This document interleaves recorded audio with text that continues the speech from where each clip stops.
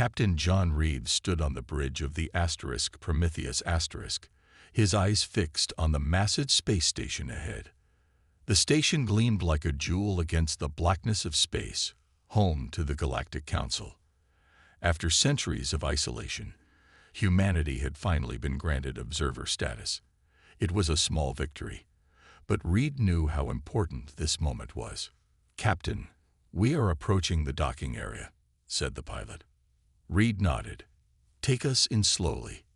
Let's not give them any reason to mock us before we even arrive." The Prometheus was Earth's greatest achievement, the first ship equipped with a seventh-dimensional drive.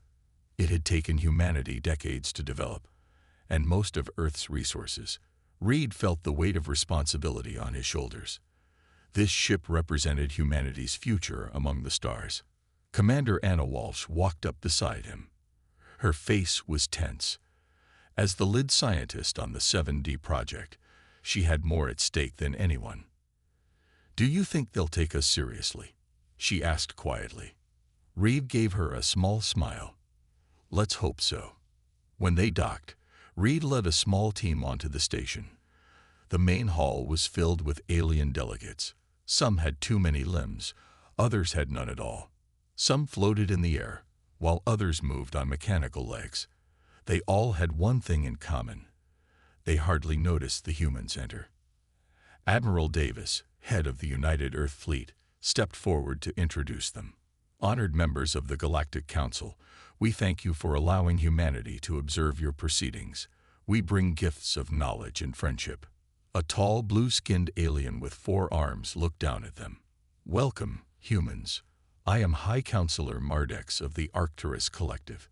His voice sounded bored.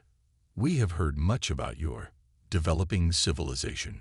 Reed could hear the mockery in his tone. Several other aliens chuckled. Admiral Davis continued, "We are proud to announce that humanity has achieved 7th-dimensional engineering.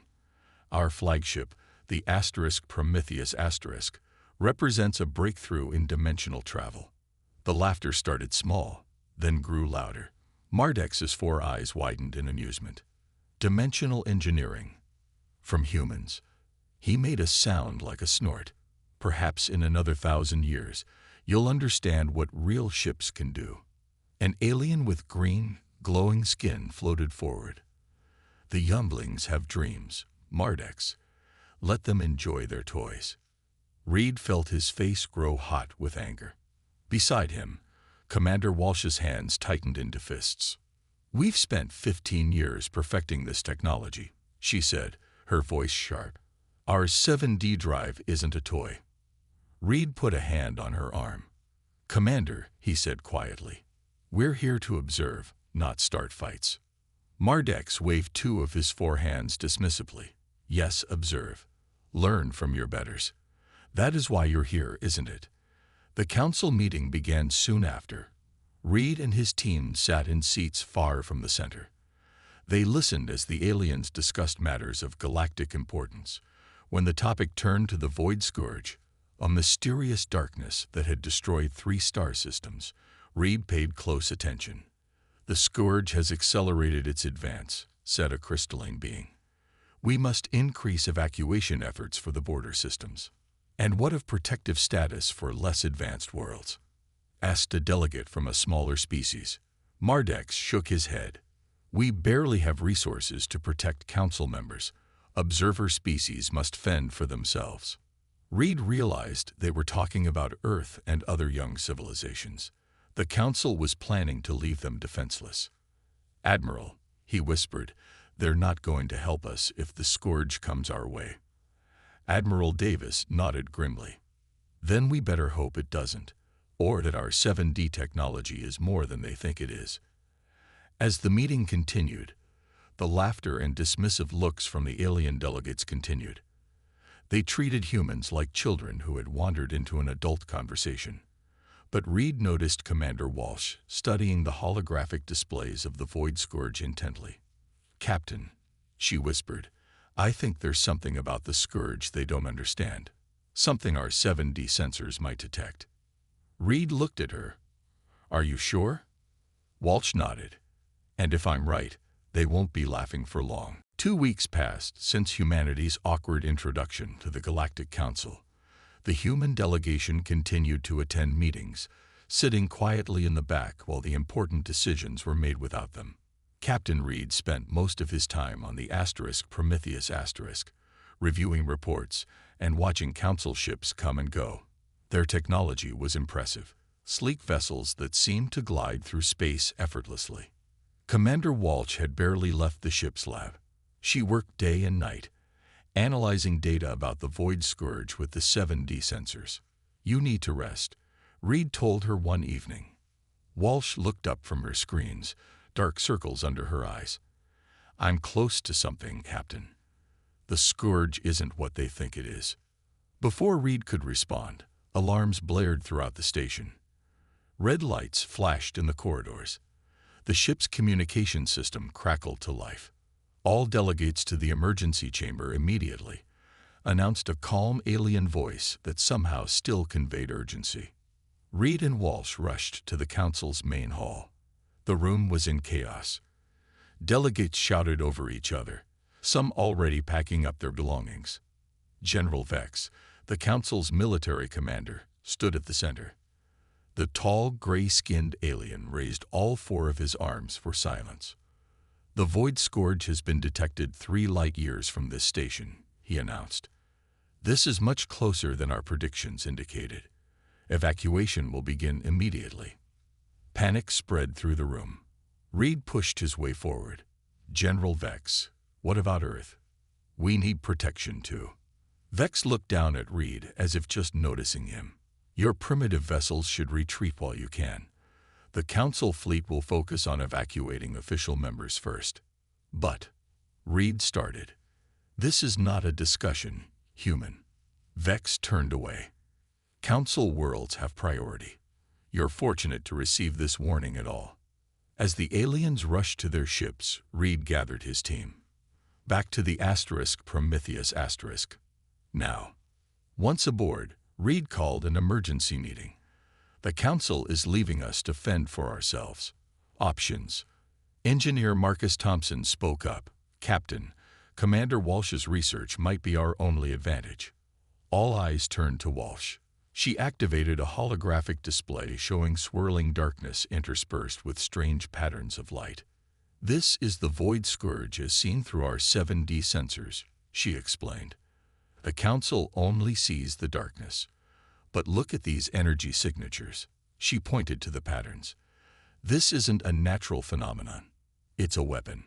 "A weapon?" Admiral Davis asked. "Controlled by whom?" "Something operating from beyond conventional space," Walsh said. "An entity using higher dimensions to attack our universe." The room fell silent as everyone processed this information. Thompson leaned forward.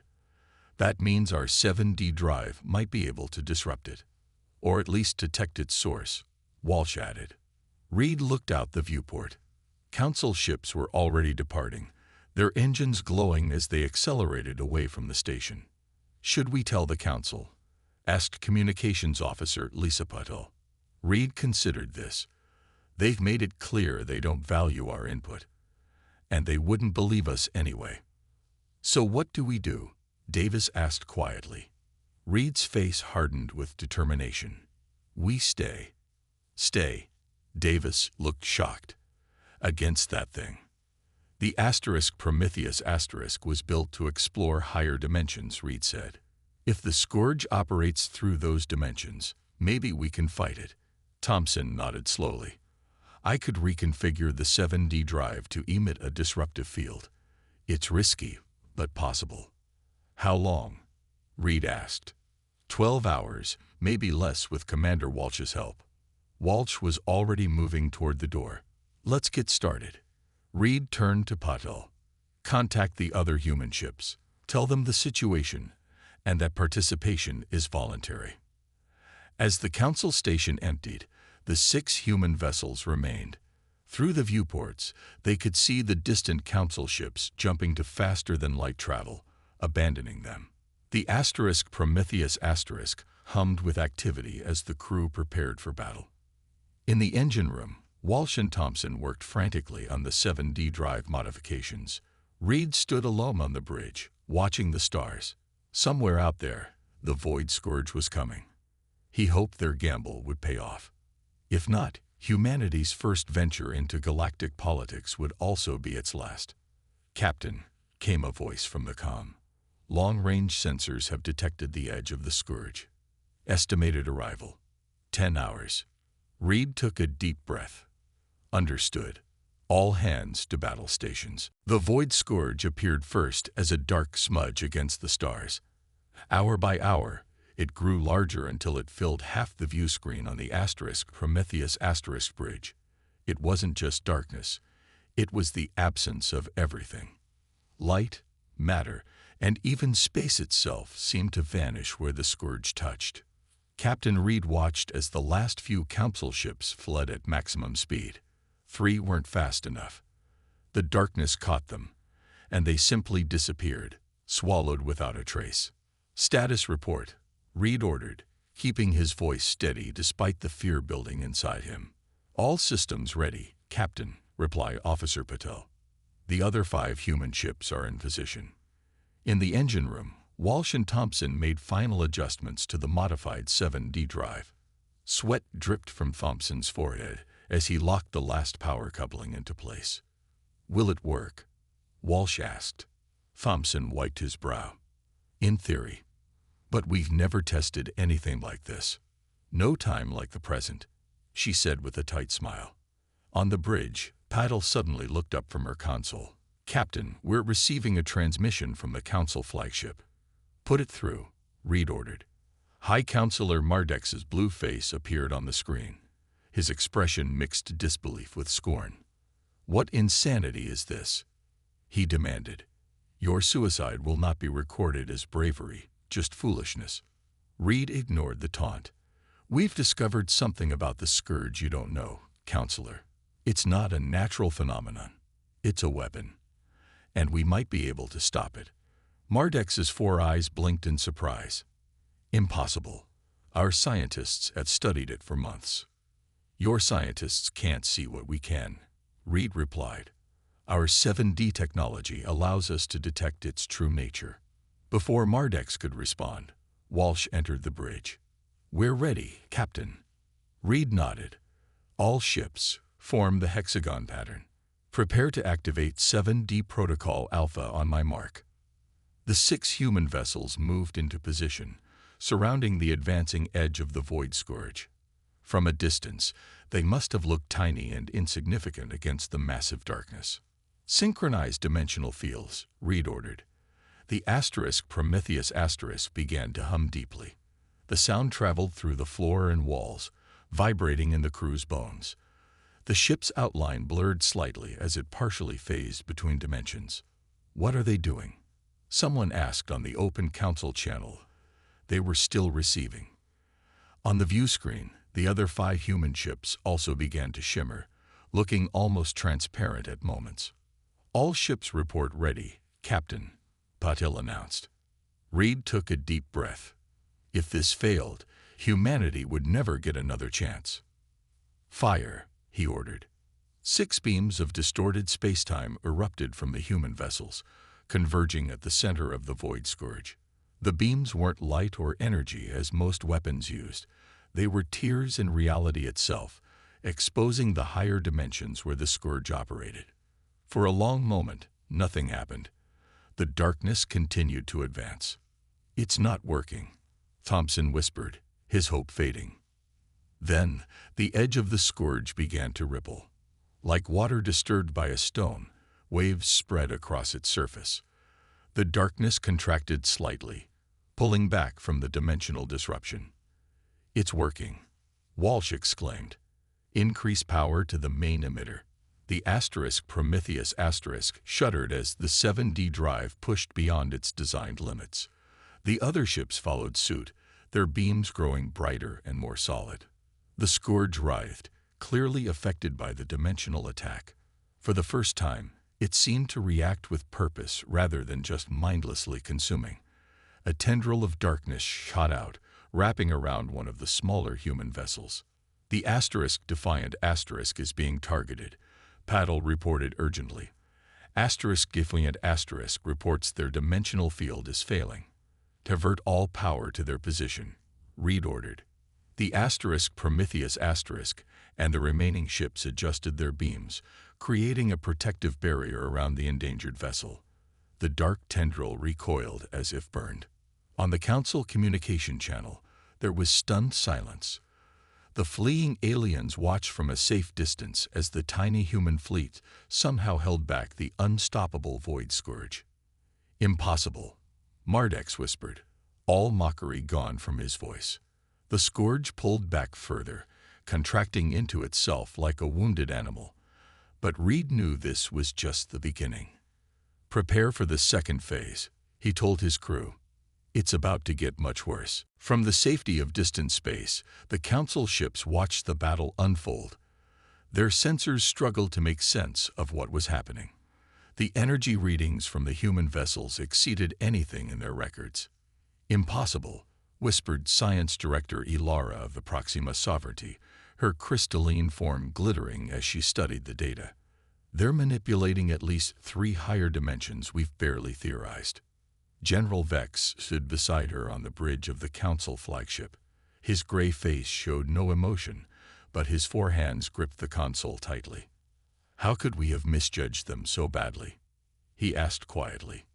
Back at the battle, the Prometheus Asterisk and the other human ships continued their assault on the Void Scourge. The combined power of their 7D drives had created a tear in the fabric of reality itself. Through this dimensional window, the true nature of the Scourge became visible. Captain, you need to see this, Walsh called from her station. Her face had gone pale. Reed moved to her side and looked at the sensor readings. What he saw made his blood run cold. The Void Scourge wasn't simply a weapon. It was a vessel. A massive machine of incredible complexity, controlled by beings unlike anything humanity had encountered before. They weren't made of matter as Reed understood it. They seemed to be composed of pure energy, shifting between dimensions effortlessly. What are they? Reed whispered. I think they were once like us, Walsh replied, her voice filled with awe and horror. Organic beings who achieved some kind of technological singularity. They've transcended physical form. Through the dimensional rift, the Prometheus Asterisk sensors detected communication signals. Walsh worked quickly to interpret them, using the 7D drive to translate the higher dimensional language. I'm establishing limited contact, she announced. The bridge screens flickered with strange patterns of light before resolving into something almost comprehensible. Not words exactly, but concepts that planted themselves directly into the minds of the crew. Harvest, fuel, ascension, resources, Walsh's eyes widened as understanding dawned. They see us as fuel, she said. All lower dimensional life is just a resource to them. They consume entire civilizations to power their ascension to even higher planes of existence. The contact abruptly cut off. The beings, the transcended, as Walsh called them, had realized they were being observed. The Void Scourge's movements changed, becoming more purposeful. It contracted in on itself before suddenly expanding with new force, sending a focused wave of darkness directly at the Prometheus Asterisk. Evasive maneuvers, Reed shouted. The ship lurched sideways, but not quickly enough.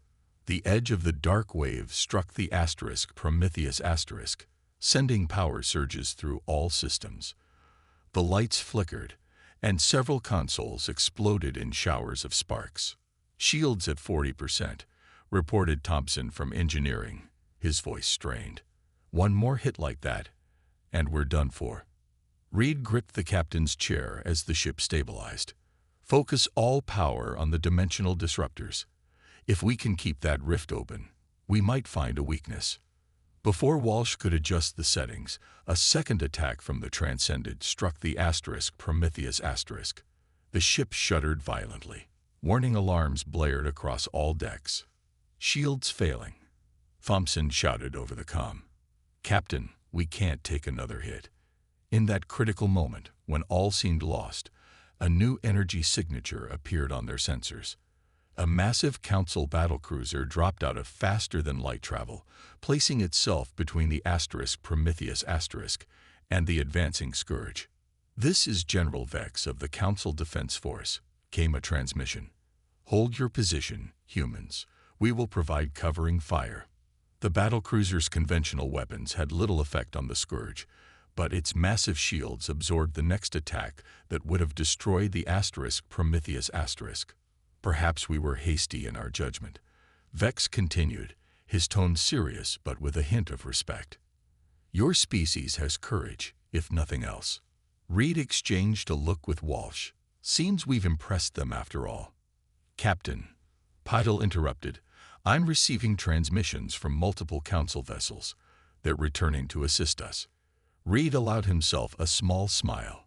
"Officer Patel, open a channel to General Vex. Tell him we appreciate the help, but what we really need is for his ships to follow our lead." The battle was far from over, but humanity was no longer fighting alone, and no one in the galaxy was laughing anymore. "All ships, pull back to safe distance," ordered Captain Reed over the fleet-wide channel. The human vessels disengaged from their attack formation, their 7D drives powering down to prevent overload. The Council battlecruiser stayed with them, providing cover as they retreated. The Void Scourge seemed to pause its advance as if assessing this new development. It gave them the precious time they needed to regroup. The Prometheus limped away, its hull scorched and systems damaged. Inside, repair crews rushed to fix critical systems, while the wounded were taken to the medical bay. "Damage report," Reed called out as he helped an injured officer to her seat. "Shields at 15%, Thompson replied through the comm. "Primary power systems failing. The 7D drive is stable, but needs to cool down before we can use it again." Walsh looked up from her console. Her face was streaked with soot, but her eyes were bright with excitement and fear. "Captain, we need to share what we've learned with the Council.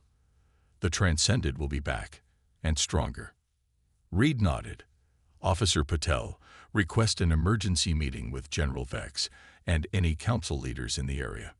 Within hours, the leaders of the remaining Council ships gathered on their flagship. For the first time, the humans weren't placed at the back of the room but seated at the main table.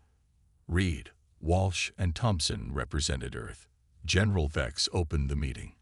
"We have witnessed something extraordinary today. The human vessels somehow affected the Void Scourge in ways our most advanced weapons could not." He turned to Reed. "Captain, we are listening now."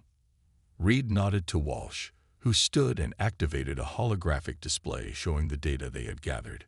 "The Void Scourge is not a natural disaster," she explained in simple terms.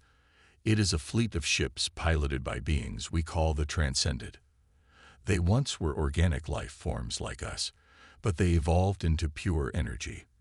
They exist primarily in higher dimensions that most species can't perceive." She showed images captured through the dimensional rift. The Council members leaned forward, many seeing the true nature of their enemy for the first time. "They consume whole civilizations for energy," Walsh continued. "And they won't stop with border worlds. They want everything, all life in our galaxy." The room fell silent as this sank in. Then High Counselor Mardek spoke, his voice lacking its usual arrogance. "We were wrong about your species," he admitted slowly, as if the words tasted strange. "Your 7D technology may be our only hope." He paused, then added, "How can we help?" Thompson stepped forward. "Our 7D drives can disrupt their dimensional fields, but we don't have enough power or ships to stop them completely. If we could adapt your vessels with simplified versions of our technology." "A joint fleet," General Vex mused, nodding. "Combined with our superior numbers and firepower. It could work," Mardek agreed. Thus began the most intense period of cooperation in galactic history. Council engineers worked alongside human scientists, combining their technologies. Walsh led the effort, teaching alien engineers about dimensional theory while learning from their advanced construction methods. On the third day, as Walsh was explaining a complex formula to a group of alien engineers, she suddenly stopped and laughed. "What is amusing?" asked a puzzled council engineer. "Just 2 weeks ago, you all were laughing at us," she said with a tired smile. "Now we're teaching you our technology." The engineer's expression changed to something like respect.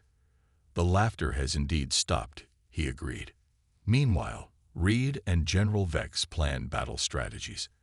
Intelligence reports showed the Transcended were gathering their forces for a major assault. "They're targeting not just the Council worlds, but Earth as well," Vex explained, showing a star map with projected attack paths. "They seem especially interested in your planet now." "Because we hurt them," Reed said. "We might be the first species they've encountered who could actually threaten them." As the days passed, more Council ships arrived.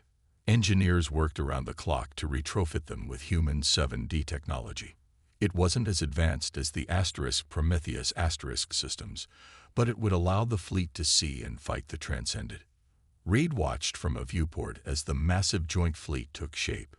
300 ships strong, it represented hope, and a partnership that would have seemed impossible just days ago. "Ready for what comes next?" Walsh asked, joining him at the window. Reed nodded. "They're not laughing anymore. Now let's make sure they remember why." The combined fleet moved through space in perfect formation. 300 ships strong, it was the largest military force ever assembled in galactic history. At its center flew the Prometheus now repaired and upgraded with Council technology. Its human crew worked alongside alien engineers, all differences forgotten in the face of their common enemy. On the bridge, Captain Reed studied the tactical display. "Time to target." 20 minutes, Captain," replied Officer Patel. "All ships report ready for battle." In the engine room, Thompson made final adjustments to the improved 7D weapon. During the past days, he had barely slept, working tirelessly to enhance their only effective weapon against the Transcended. "This version is much stronger," he explained to Walsh. "It won't just disrupt them. If we can deliver it to the heart of their command structure, we might be able to seal them away in a pocket dimension." Walsh nodded, impressed. "But we'll need to get very close to deploy it." "That's the hard part," Thompson agreed.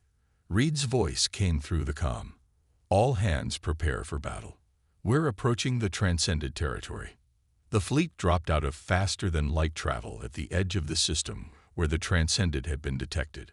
What they saw made even the bravest crew members pause. Hundreds of void constructs waited in silent formation.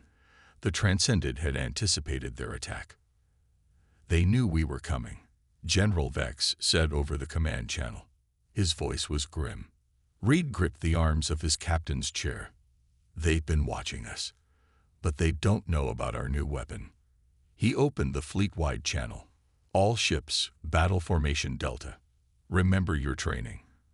Target the constructs with your 7D disruptors first, then conventional weapons." The human Council fleet spread out, forming the practiced attack pattern. For a moment, both sides seemed to pause, sizing each other up across the void of space. Then the Transcended attacked. The void constructs surged forward, their darkness flowing like liquid across space. They moved in ways that defied normal physics, using the higher dimensions to appear and disappear unpredictably. "Fire at will," ordered Reed. The battle erupted across multiple dimensions simultaneously. The retrofitted Council ships fired their new 7D weapons, creating ripples in reality that momentarily revealed the true forms of the Transcended. When exposed, the Council's conventional weapons could damage them.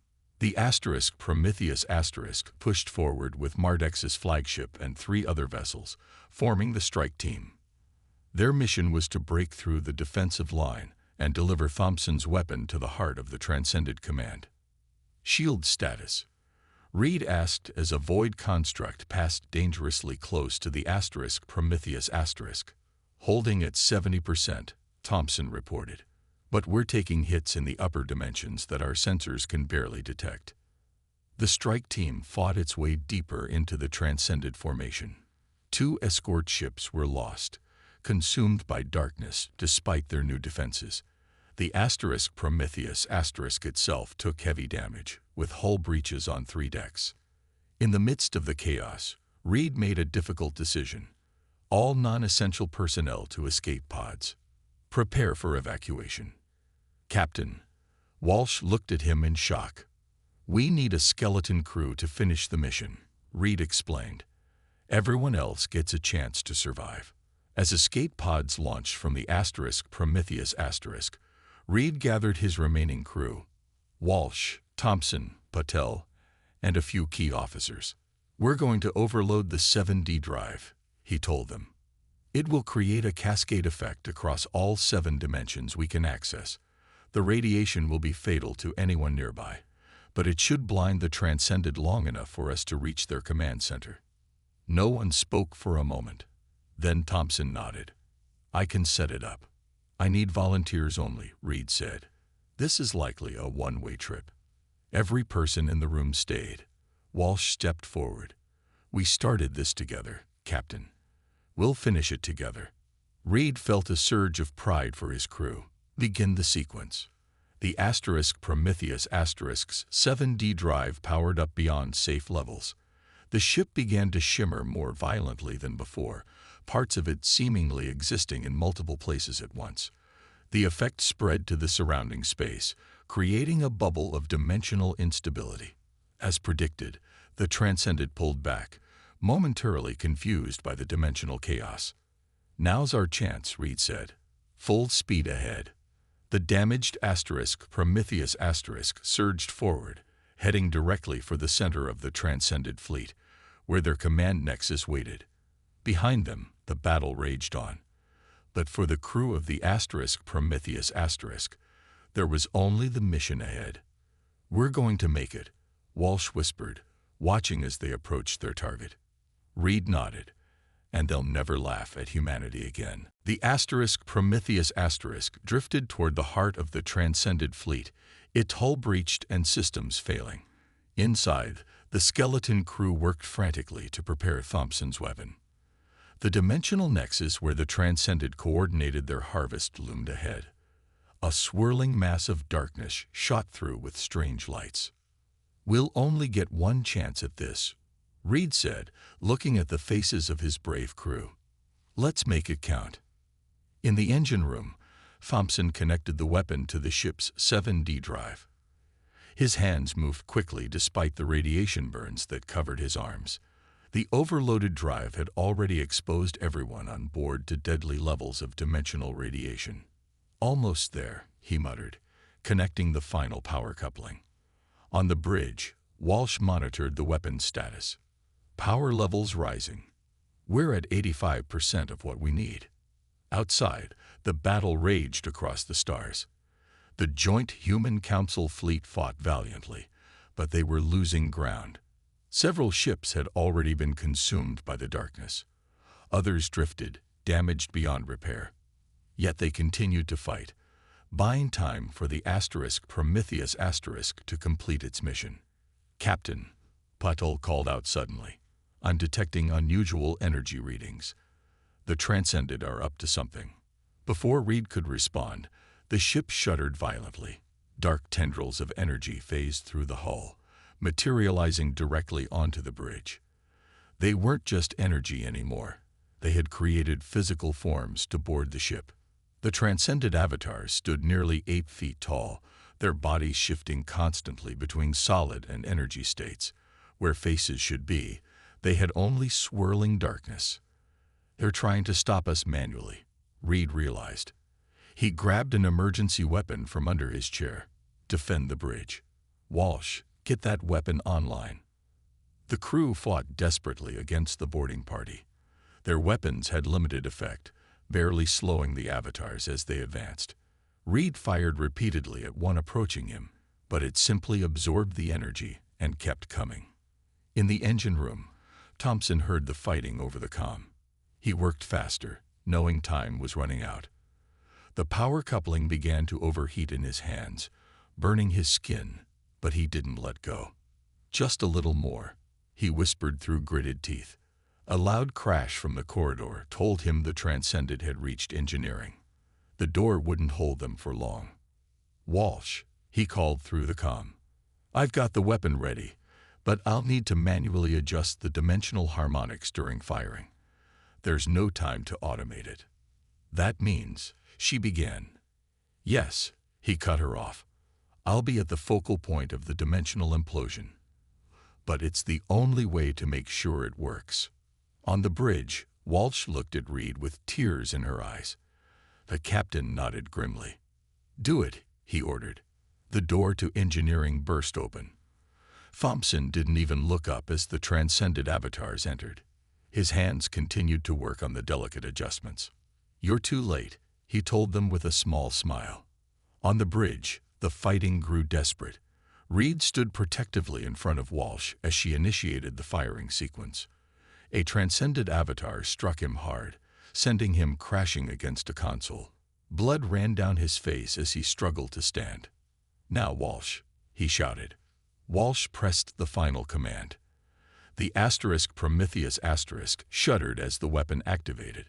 A blinding light filled the ship as dimensional energy surged through every system. In engineering, Thompson completed the final calibration as the energy washed over him. He closed his eyes as his body dissolved into the dimensional current. The weapon detonated with a soundless flash. A perfect sphere of distorted space expanded from the Prometheus, engulfing the transcended command nexus. Where it touched the void constructs, they simply ceased to exist, pulled into the pocket dimension Thompson had created. The cascading dimensional implosion spread throughout the battle zone. For a brief moment, every being in the galaxy could see the higher dimensions as reality itself was laid bare. Then, silence. The Prometheus drifted, nearly destroyed. On the bridge, Walsh was the only one still conscious. Through the shattered view screen, she watched as the Void Scourge disappeared completely. Council ships approached cautiously, searching for survivors. 3 months later, humanity was granted full membership in the Galactic Council. A new division was established, the Dimensional Sciences Authority, with Commander Anna Walsh as its first director. At the grand ceremony, High Counselor Mardex presented Earth's representatives with the highest honor in the galaxy. "No longer shall any voice in this cosmos mock humanity," he declared. "You have shown us not only courage but wisdom beyond your years. The stars themselves bear witness to your achievement." As Earth's ambassador accepted the honor, Walsh stood quietly at the back of the hall. In her pocket was a data crystal containing the specifications for an improved 8D drive, already in development back on Earth. The laughter had stopped forever, and humanity's journey into higher dimensions had only just begun.